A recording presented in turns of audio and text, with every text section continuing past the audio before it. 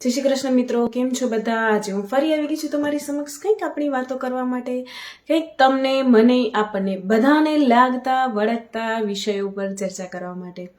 હવે મિત્રો, આજે આપણે વાત કરીશું કે આજકાલ 35 વર્ષ સુધી કેમ દીકરીઓ કે દીકરાઓ કુંવારા રહી જાય છે, આટલી મોટી ઉંમર સુધી કેમ એ લોકો કુંવારા રહી જાય છે. તો આજે આપણે એ જ વિષય ઉપર ચર્ચા કરીશું. તો એના પાછળનું કારણ શું છે?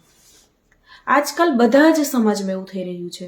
કોઈ પણ જ્ઞાતિ હોય, પછી પેરેન્ટ્સ કહે છે કે અમારી જ્ઞાતિમાં જ એવું છે, બાકી ક્યાંય ઇશ્યુ નથી, અમારી જ્ઞાતિમાં જ આવું બધું ખૂબ વધી ગયું છે. આજકાલ દીકરા દીકરીઓના લગ્ન થતા જ નથી, અમારી જ્ઞાતિમાં નહીં, આપણા મગજમાં આ બધું ઇશ્યુ છે. આજકાલ દીકરીઓના પેરેન્ટ્સ જે હોય છે એમની જ એક્સપેક્ટેશન ખૂબ વધી ગઈ છે. પહેલાનો સમય હતો ને, આજથી લગભગ 30-35 કે એનાથી ખૂબ વધુ સમય પહેલા પણ વડીલો દીકરીના મા બાપ શું જોતા હતા? પરિવાર મોટું તો છે ને, બધા જોડે તો રહે છે ને પરિવારમાં. કારણ કે ત્યારેના લોકોને એક સમજ હતી કે પરિવાર જો મોટું હોય અને જે જોડાયેલું હોય ને, તો કંઈ પણ દુઃખ આવે ને તો બધા મળીને રહે છે. એટલે પહેલાના સમયમાં વધુ ને વધુ મોટા પરિવારો ઉપર ધ્યાન આપવામાં આવતું કે એમની દીકરીને ક્યારે કોઈ તકલીફ ના આવે. અને જો તકલીફ આવે ને, પહેલા તો બધી વાતો હતી જ નહીં, કારણ કે પહેલાની દીકરીઓ પણ એટલી બધી ટ્રેન પહેલેથી જ કરવામાં આવતી હતી કે કંઈ પણ તકલીફ આવે ને તકલીફ સામે લડી રહેવાનું. એટલે લડવા ઝઘડવાની વાત અત્યારે હતી હો, એ જમાનામાં નહોતી. લડી રહેવાનું એટલે કે સહન કરવાનું, અને જો કંઈક ગલત હોય તો અવાજ ઉપાડવાનું, બાકી નહીં. અને પહેલાં હતું જ નહીં, કારણ કે બધા જોઈન્ટ ફેમિલીમાં રહેતા હતા, વડીલો હતા, તો બધી બાબતો સાચવી લેતા હતા. પણ આજકાલ દીકરીઓના મા બાપનો જો કોઈ દીકરીનું કોઈ માગવું આવે છે ને, તો એમના મા બાપનો પહેલો પ્રશ્ન હોય છે, છોકરો શું કરે છે? પ્રાઇવેટ જોબ છે કે પર્સનલ બિઝનેસ કરે છે? કેટલું કમાતો કેટલું હશે? ઈ જો શોપ છે, શોપ કેટલી મોટી છે ને પોતાની છે કે ભાડા ઉપર છે? મકાન છે તો પોતાનું છે ને, મકાન તો પોતાનું છે ને.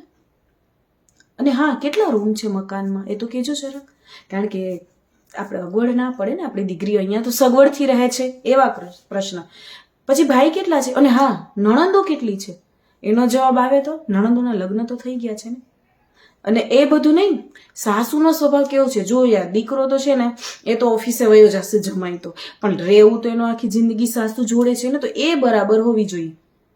અરે પણ શું છે, સાસુ ગમે એવી હોય, તમારી દીકરીને એડજસ્ટ કરતા શીખવાડો, એને એટલી સરસ ટ્રેન કરો કે કોઈ ઇશ્યુ જ ના આવે. સાસુ ગમે એવી હોય ને, જો એ સાસુ વાયડી કે બાધોકણી, જે આપણે ગુજરાતીઓના વર્ડ્સમાં એવી હોય ને, તો પણ પોતાની દીકરીને ટ્રેન કરો કે કઈ રીતે એની સામે એને એડજસ્ટ કરવું કે બધું સંસાર શાંતિથી ચાલે. અને જો મા બાપ ના જોતા હોય ને, હું તો એક જ અમારી વાત કહીશ, જો તમને ખરાબ લાગે તો પણ ભલે, કારણ કે આજે હું સાચી વાત કહું છું, તેમાં હું તમારો કોઈનો મત નહીં માગીશ. જો દીકરીઓનો સગપણ કરવામાં દીકરાના મા બાપ ના જોતા હોય ને, તો અનાથ આશ્રમમાં વયું જવું સારું. અનાથ આશ્રમમાં કંઈ જ ઇશ્યુ નહીં આવે, ના નણંદ, ના દેર, ના પરિવાર, કોઈ જ ઇશ્યુ નહીં. તો પછી અનાથ આશ્રમમાં વયું જવાનું, એ લોકો પાસેથી ડાટા માંગવી લેવાનું કે આમાંથી કોણ છે આવી રીતે અમારી દીકરી માટે વર જોઈએ છે. એડજસ્ટ થતા શીખવાડો, પોતાની દીકરીને પહેલેથી ટ્રેન થતા શીખવાડો. કેટલો પગાર છે, પગાર ગમે એટલો હોય, પોતાની દીકરીને એટલું ટ્રેન કરો કે ચલાવી લે.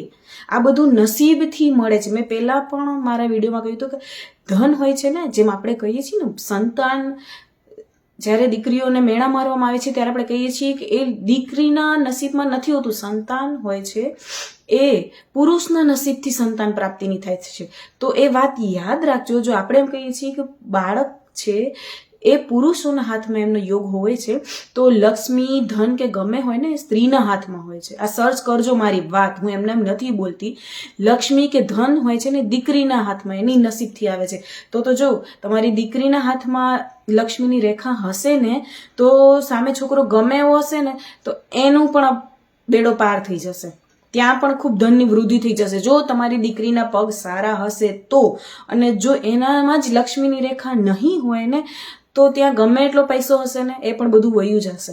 એટલે પ્લીઝ એક પૈસા પગાર આ બધું તો જોવાનું મૂકી જ દો. અને ફેમિલી વિશે પણ જ્યારે તમે લોકો પૂછો છો ને કે ફેમિલી મોટું છે કે ટૂંકું, યાર આજકાલ ટૂંકું ફેમિલી જોઈએ. આજકાલની છોકરીઓ છે ને એડજસ્ટ નથી કરી શકતી. અરે ભાઈ તો એને શીખવાડો ને તમે એડજસ્ટ કરતા. દીકરીઓને પહેલેથી ટ્રેન કરો કે કઈ રીતે મોટા પરિવારમાં એડજસ્ટ થવું, બધાને ભળીને બધાને મળીને કઈ રીતે ચાલવું, ના કે એના માટે ટૂંકા પરિવારો ગોતતા ફરો. તમે આખો પરિવાર તોડી દેવા કરતા પોતાની એક દીકરીને સાચી અને સારી શિખામણ આપો ને કે એને ક્યાંય ઇશ્યુ ના આવે. દીકરાની હાઈટ કેટલી છે? બહુ ફેર તો નહીં આવે ને. તો હાઈટના ડિફરન્સ, કલરના ડિફરન્સ પહેલા પણ હતા અને પરિવાર ખૂબ સરસ ચાલતા હતા. તો આવા બધા તો ક્વેશ્ચન પૂછવાનું પ્લીઝ દીકરીઓના મા બાપ રહેવા જ દો. હું એમ નથી કહેતી કે ગમે ત્યાં પોતાની દીકરીને ફેંકી દો. હું પણ લગ્ન કરીને આવી છું. મારા પિતાએ પણ બધું જોયું હતું. પણ હા, મારા પિતાનો મને પહેલેથી જ એવી રીતે અમને સંસ્કાર આપેલા હતા કે ગમે એ કન્ડિશન આવે પણ છોડીને ભાગવું નથી. મારા પિતાએ પહેલેથી જ મને શીખવાડ્યું હતું કે કોઈ પણ વાતનું સોલ્યુશન છોડીને ભાગવાનું નથી હોતું, સામે લડવાનું હોય છે. ગમે એવી પરિસ્થિતિમાં આવીએ આપણે, એને ભાગવાનું નહીં. તો તમારી દીકરીને પણ એવી રીતે ટ્રેન કરો કે ત્યાં ગમે એવી પરિસ્થિતિ હોય લડવાનું એટલે લડાઈ ઝઘડાનું નથી કહેતી. કોઈ પ્રોબ્લેમ આવે તો એને સોલ્વ કરવાની, એવી રીતે એને વેલ ટ્રેન કરો. અને ઘણી વખત પિતા એ કહે છે યાર મારો પોતાનો 2 લાખ પગાર છે તો મારી દીકરી માટે તો હું 5 લાખ વાળું ગોતીશ ને. અરે પણ એ 2 લાખ થતા તમારી ઉંમર 50 પહોંચી ગઈ છે એ તો તમે જુઓ. ત્યારે તમારો પગાર 2 લાખ થયો છે તો તમે અત્યારનો છોકરો જે 23-24 વર્ષનો હોય તેનો પગાર તમે એવી એક્સપેક્ટેશન રાખો કે અત્યારથી 3 લાખ ને 5 લાખ હોય તો સોરી, માફ કરજો, આવી બધી એક્સપેક્ટેશનો રહેવા દો. બધું ધીરે ધીરે ગ્રો થાય છે. બીજ છે ને ડાયરેક્ટ ઉગીને મોટું વૃક્ષ નથી બની જતું, એને પણ સમય લાગે છે. તો આજના યુવાનોને પણ તમે થોડો સમય આપો. ના કે પહેલેથી જ એવી માંગ કરી નાખો પગાર સારો હોવો જોઈએ, ઘરનું મકાન હોવું જોઈએ, એમાં વધુ પરિવારના સભ્યો ના હોવા જોઈએ, જોઈન્ટ ફેમિલી ના હોવી જોઈએ, પરિવારથી અલગ રહેતા હોવા જોઈએ. મારી દીકરીને સન્ડે ફરવાનો થોડો શોખ છે, મારી દીકરીને તો હું બારે પણ એટલું જ ફરવા મોકલું છું. તો આ બધું રહેવા દો. તો એ દીકરીઓ તમારી જ ઘરે રહેશે 35 વર્ષ સુધી. તમે લોકો એમ કહો છો કે મારા બેંક બેલેન્સમાં અત્યારે કરોડો રૂપિયા છે તો મારા જમાઈને બેંક બેલેન્સમાં તો એટલા હોવા જ જોઈએ. અરે એટલા રૂપિયા ભેગા કરતા કરતા છે ને તમે અત્યારે આ ઉંમરે પહોંચ્યા છો. તો એ જે ઉગીને હજી નીકળવા વાળો છે ને એના પ્રત્યે આટલી બધી એક્સપેક્ટેશનો ના રાખો. અને હું આ વાત વારંવાર કહીશ કે પહેલેથી પોતાની દીકરીને વેલ ટ્રેન કરો. દીકરીઓ બધાને વાલી જ હોય છે, બધા માતા પિતાને વાલી જ હોય છે, પણ છતાં એને ટ્રેન આપણે જ કરવાની હોય છે, મા બાપે જ કરવાની હોય છે. કે કોઈ પણ તકલીફ આવે એને બધી રીતે ટ્રેન કરો કે બધામાં ઊભી રહે અડીખમ રીતે. ના કે બાપ વાતમાં ફોન કરે માતા પિતાને કે આવું થયું આ થયું, એવી રીતે ટ્રેન ના કરો. દીકરાઓને પણ મા બાપે એવી જ રીતે મોટા કર્યા હોય છે. આપણે દર વખતે દીકરાના મા બાપનો જ વાંક હરેક બાબતમાં ગોતીએ છીએ. તો આજે હું દીકરીના મા બાપને આ વાત વારંવાર કહીશ કે સગપણ કરવા ટાણે એટલું બધું ના વિચારો. હું તો કહીશ એટલું જો કે છોકરો સારો છે ને, કારણ કે પૈસા હશે, મેં આ વાત પહેલા પણ મારા વિડીયોમાં કહી છે કે પૈસા હશે ને એ બેંકમાં રહેશે. જો તમારી દીકરીને કોઈ દુઃખ આવશે ને તો તમારો જમાઈ સારો હશે ને વ્યવસ્થિત હશે તો તેના ખભે એ માથું રાખીને રોઈ શકશે. ના કે પૈસા કે બેંક બેલેન્સ કે સેલેરીને હગ કરીને રડશે. ભૂલી જજો. અને આ મારી વાત યાદ રાખજો કે હંમેશા દીકરો સારો ગોતો, સામેનું પાત્ર સારું હોય, ઓનેસ્ટ હોય અને એ એવો ગોતો કે પથ્થરમાંથી પણ પૈસા કાઢી આવે. મહેનતું ગોતો, ના કે પહેલેથી જેટલા ઊંચા પગારવાળો ગોતો પછી એટલા મળે નહીં. અને દીકરીઓની ઉંમર ધીરે ધીરે ધીરે 30-35 વળી જાય છે અને ના છૂટકે પછી ઘણા મા બાપે, મારી સામેના કિસ્સા છે એટલે હું કહું છું કે ઘણા પેરેન્ટ્સ પછી તો એટલું બધું લેટ ગો કરી દે છે કે પછી દીકરીને પણ રડવાનો વારો આવે છે કે હવે આટલું બધુંમાં મારે એડજસ્ટ કરવું પડશે. પછી એ 30-35 વર્ષની ઉંમરે ઘણી બધી બાબતોને લેટ ગો કરીને છેવટે એમને જે મળે એવી રીતે પરણાવી પડે છે. તો દીકરીઓના મા બાપને હું રિક્વેસ્ટ કરીશ કે જેટલું જરૂર છે એટલી જ એક્સપેક્ટેશનો રાખો.